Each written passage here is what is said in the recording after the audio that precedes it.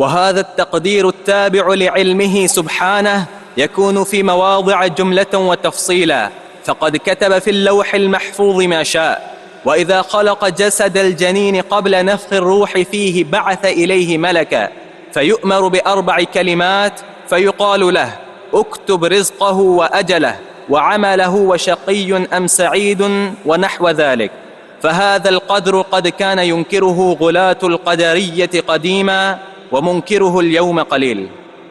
یہ تقدیر جس کا بیان آپ سن چکے، اللہ تعالیٰ کا علم اور کتابت، التابع لعلم ہی سبحانہ، اللہ تعالیٰ کے علم کے تابع، اور اس کا علم سابق، اس کے ایک ذرے میں بھی شک نہیں ہمیں۔ بعض احادیث میں تقدیر جو لوح محفوظ، اس کا سائز مذکور ہے آسمان سے زمین تک، اور اس میں ایک ذرے کی بھی یعنی کمی نہیں، ایک ذرے کی غلطی نہیں، ہمارا ایمان ہے۔ فرمایا کہ حاضر تقدیر یکون فی مواضع جملۃ و تفصیلا، یہ تقدیر مختلف مقامات پر ہے، مختلف مقامات پر جملتاً بھی اور تفصیلاً بھی۔ تقدیر کا معاملہ مختلف صورتوں میں موجود ہے جملتاً، جملہ سے مراد تقدیر عام ہے۔ تقدیر عام وہ لوح محفوظ جس میں سارے بندوں کی تقدیر لکھی ہوئی ہے، اور تفصیلاً سے مراد بعض خاص مواقع پر اس کی تفصیل کرنا، لیکن وہ تفصیل جو ہے لوح محفوظ کے مطابق ہے۔ اس تفصیل کی ایک مثال شیخ الاسلام نے دی ہے، آگے بتایا کہ فقط کتب فی اللوح المحفوظ ما شاء، اللہ نے لوح محفوظ میں لکھا جو چاہا، یہ جملتاً ہے۔ وَإِذَا خَلَقَ جَسَدَ الْجَنِينَ، جب اللہ تعالیٰ ایک بچے کو پیدا کرتا ہے، اس کا جسم بن جاتا ہے، آپ نے پڑھا ان مراحل کو، 40 دن نطفہ، 40 دن جمع ہوا خون، اور 40 دن وہ لوتھڑا گوشت کا، پھر اس میں روح پھونکی جاتی، اس کا جسد تیار ہوتا ہے، روح پھونکی جاتی۔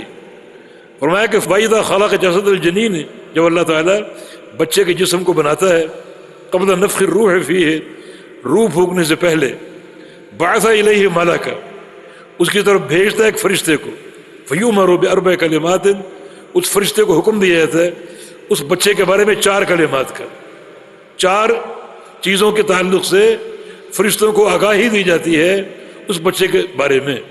فیقال لہ اکتب، لکھو، رزقہ، اس کا رزق کتنا کھائے گا، واجلہ، اور اس کی عمر، وعمل، اور اس کا عمل، وشقی ام سعید، اور یہ بھی لکھو کہ یہ نیک ہوگا یا برا ہوگا، بدبخت ہوگا یا نیک بخت ہوگا۔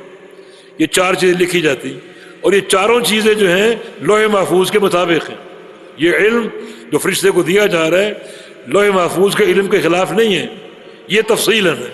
یعنی شیخ فرما رہے ہیں کہ یہ تقدیر کا معاملہ جملتاً و تفصیلا، جملتاً سے مراد لوح محفوظ کی کتابت، اور تفصیل سے مراد اللہ رب العزت لوح محفوظ کے مطابق بعض اوقات آگاہی دیتا ہے انسان کی تقدیر کے بارے میں، جیسے نبی علیہ السلام کی حدیث ہے، بلکہ قرآن کہتا ہے یعنی شب قدر کے بارے میں، لیلۃ القدر کے بارے میں، فیہا یفرق کل امر حکیم، لیلۃ القدر میں ہر امر حکیم کا فیصلہ کیا جاتا ہے۔ یعنی سال بھر جو آگے سال آ رہا ہے، لیلۃ القدر میں فرشتوں کو آگاہی دی جاتی ہے کہ اس کے سال بھر کا معاملہ کیسا ہوگا، کیا کرے گا، کیا کھائے گا، موت ہے، یہ زندگی، جو معاملہ ہے، تو سال بھر کی تقدیر سے آگاہ کیا جا رہا ہے۔ اور یہ سال بھر کی تقدیر جو ہے لوح محفوظ کے مطابق ہے، اس سے الگ نہیں ہے۔ تو شیخ نے جملتاً و تفصیلا یہ 2 رخ بیان کیے ہیں۔ تو جملتاً سے مراد لوح محفوظ کی تقدیر جس میں تمام انسانوں کی تقدیر ہے، اور تفصیلاً سے مراد جو اللہ رب العزت مختلف مقامات پر اور مختلف مناسبتوں سے اپنے بندے کی تقدیر سے فرشتوں کو آگاہی دیتا ہے۔ ایک جو بچہ ہوتا ہے اپنے شکم مادر میں، تو اللہ فرشتوں کو اس بچے کے بارے میں 4 امور سے آگاہی دیتا ہے، اور دوسرا تقدیر حولی، سال بھر کی تقدیر جس کی آگاہی شب قدر میں ہوتی ہے۔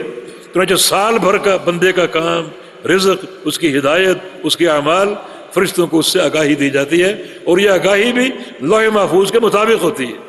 فہذا القدر قد کان ینکرہ غلاة القدریہ قدیما ومنکرہ اليوم قلیل، یہ تقدیر جس کا انکار غالی قسم کے قدری کرتے ہیں پرانے دور کے، حسن بصری کے دور کے ہیں، یہ تابعین کے دور کے.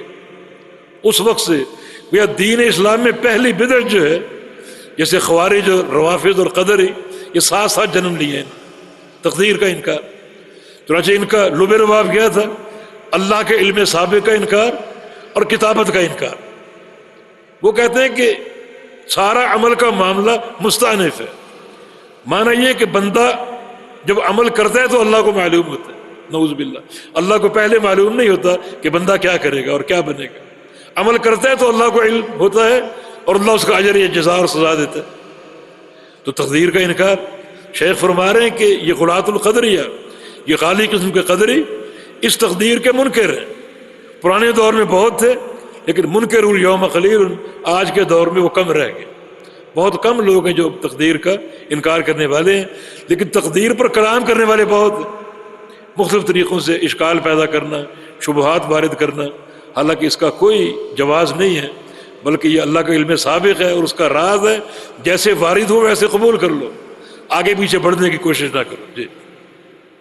وأما الدرجة الثانية فهي مشيئة الله النافذة وقدرته الشاملة، وهو الإيمان بأن ما شاء الله كان وما لم يشأ لم يكن، وأنه ما في السماوات والأرض من حركة ولا سكون إلا بمشيئة الله سبحانه، لا يكون في ملكه إلا ما يريد، وأنه سبحانه على كل شيء قدير من الموجودات والمعدومات، فما من مخلوق في الأرض ولا في السماء إلا الله خالقه سبحانه، لا خالق غيره ولا رب سواه.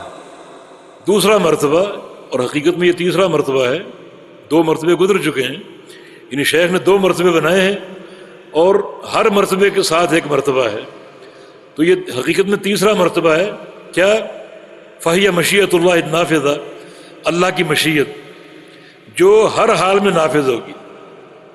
اس کا معنی یہ ہے کہ تقدیر اللہ کے علم سابق کا نام. یہ بندہ جو پیدا ہوگا، جب پیدا ہوگا، کب ہوگا اور کیا کرے گا اور کیا بنے گا، اللہ کو پہلے سے معلوم ہے، وہ اللہ نے لکھ لیا. اس کا معنی یہ نہ لیا جائے کہ اس میں اللہ کی مشیت شامل نہیں، کہ تقدیر جو ہے وہ بندے کے مستقبل کی خبر ہے. نہیں، بندہ جو بنے گا اور جو کرے گا اللہ کی مشیت سے خارج نہیں ہے، اللہ کی مشیت کے تحت ہے. مرحلہ ثالثہ کہ جو بھی ہے، یعنی آپ علم سابق سے یہ دھوکہ نہ کھائیں کہ علم سابق کا معنی پھر یہ ہوا کہ اللہ تعالیٰ ہر بندے کی خبر دے رہے کہ بندہ پیدا ہو کر کیا بنے گا، کیا کرے گا. نہیں، بندہ جو بنے گا اور جو کرے گا وہ اللہ کی مشیت کے تحت ہوگا. اللہ کی مشیت سے کوئی چیز خارج نہیں. کیوں؟ یہ کائنات اللہ کا ملک ہے، اللہ اس کا بادشاہ ہے، اور اللہ کی بادشاہت میں اللہ کی مرضی، اس کی مشیت اور اس کے ارادے کے بغیر کچھ نہیں ہوگا. جو ہوگا اس بادشاہ کے ارادے سے ہوگا اور اس کی مشیت سے ہوگا. چنانچہ فہی مشیت اللہ النافذہ، تیسرا مرحلہ اللہ کی مشیت نافذہ جو قائم ہو کر رہے گی.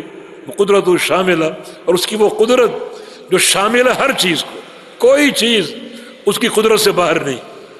وہ الایمان بأن ما شاء اللہ کان.